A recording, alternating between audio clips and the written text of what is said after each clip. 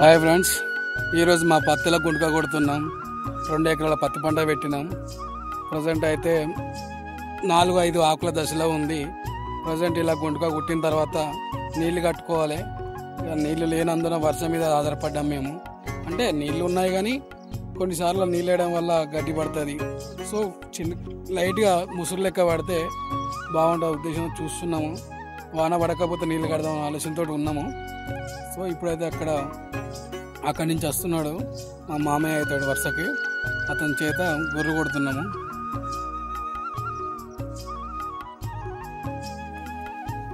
ఈ 5 ఆకుల దశలో పత్తిక వచ్చేసి డిఏపి వేసుకున్నట్టయితే వేపుగా పెరుగుతాయి.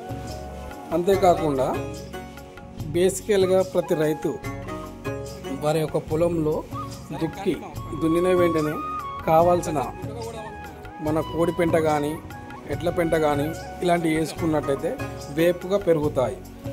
సో ఈ 5 ఆకుల దశలో ఉన్న పత్తి వచ్చేసి మరొకసారి గుంటుగా కొట్టిన తర్వాత చిన్న నాగలతో దున్నాల్సి వస్తుంది.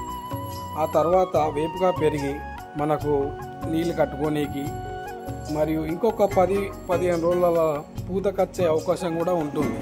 అంటే 45 డేస్కే పూత రావడం జరుగుతుంది పత్తిలో.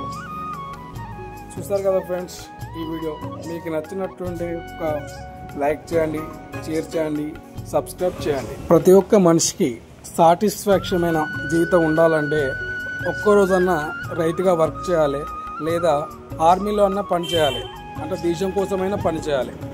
వీళ్ళిద్దరూ గ్రేట్ అని చెప్పుకోవచ్చు.